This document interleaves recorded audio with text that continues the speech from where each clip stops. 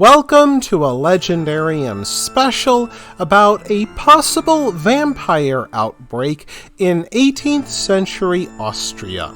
In this episode, we will talk about the strange case of a soldier named Arnold Paole who may have become one of the 18th century's most infamous vampires. Arnold Paole, also called Arnold Paole, became the subject of one of the most infamous 18th century vampire cases. Arnold Paole was born in the early 1700s in Medvigia, a village north of Belgrade, then part of the Austrian Empire. Like many other young men from the region, Paole served in the army when the Habsburgs tried to capture parts of Serbia from the declining Ottoman Empire.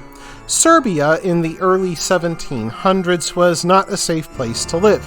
It was on the front line of endless clashes between Austria and the Ottoman Turks. Thousands of Serbs were dispossessed, starved, or perished in the crossfire.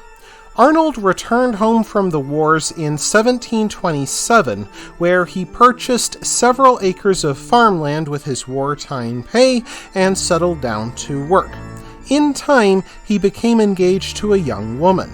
Paole also served as a hadjuk, or militiaman, who harried the Turks if they ever came across the border. He is described as being a good-natured and honest man, much admired by his community, though a strange sadness dulled his personality. Arnold later told his fiancée that this gloominess resulted from his wartime service and one episode in particular. In Turkish Serbia during the war, Paole had been attacked by a vampire, which he killed after following it to its grave. Arnold ate some of the dirt from its tomb and bathed his wounds in the blood of the creature to cleanse himself.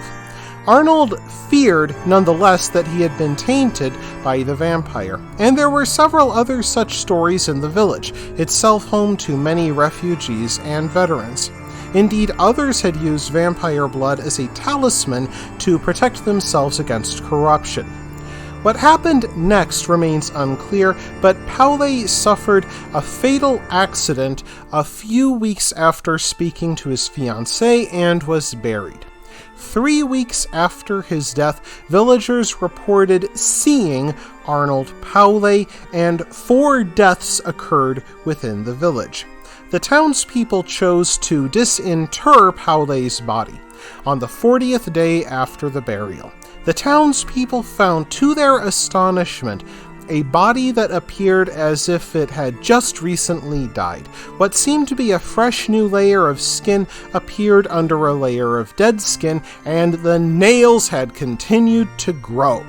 When the villagers stabbed the corpse, blood poured out of Paole, which convinced the townspeople that he must be a vampire. They staked him, and it is said that he groaned as if in pain. The horrified villagers then cut off his head and burned his body. The 4 others who perished after Paole's death received similar treatment to prevent any more attacks. Of course, it should be noted that the villagers saw fairly typical signs of decomposition, in which the skin dries out and the fingernails appear to extend as the flesh pulls back. Bacteria also fill the stomach, forcing gas out of the body and blood from the mouth, which would make it look as if the corpse had been drinking blood. Indeed, that terrible groan that Paole let out when he was staked may have been escaping gas.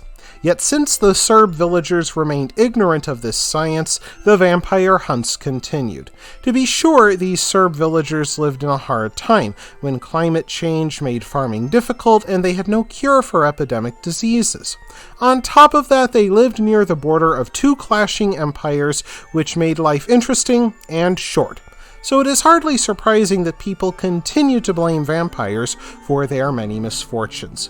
Later, in 1731, within the same area, 17 people died of mysterious causes within 3 months. The townspeople acted when a young woman said that a man named Milo, who had recently died, attacked her during the night.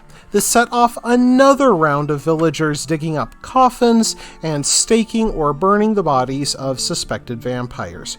Word reached Vienna about the attacks, and the Austrian Emperor Karl IV ordered an inquiry to be conducted by his personal doctor, Regimental Field Surgeon Johannes Fluckinger.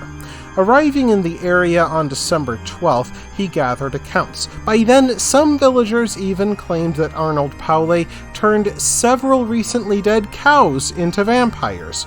Vampire cows, imagine that.